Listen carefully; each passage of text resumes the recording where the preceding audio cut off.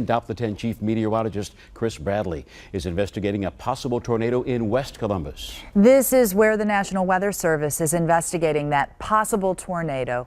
The business park off Equity Drive took a direct hit in Wednesday's storm. Chris Bradley followed members of the National Weather Service as they checked out that damage. Chris.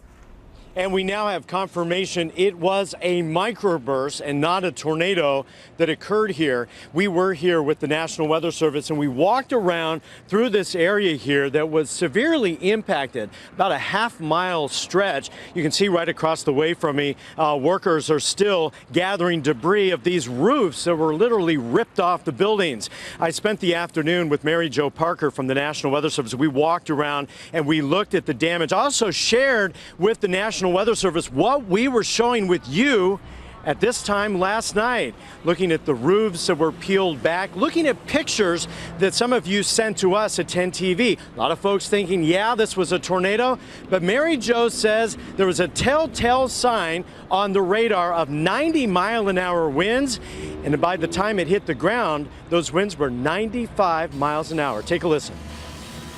Basically, a microburst is a really strong burst of air out of the base of the storm, hits the ground, spreads out in different directions. When it does that, you do get circular motions. You can get eddies with that, so you can get damage that sometimes mimics tornado damage.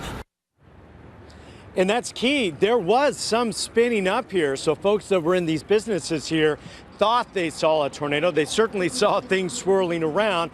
It was simply, there was so much wind up in the clouds, and in a concentrated area, it slammed down and it hit this area here in Hilliard. Again, this was a microburst with winds of 95 miles an hour. It hit a half-mile stretch here in the Hilliard and Northwest Columbus area. Guys, back to you.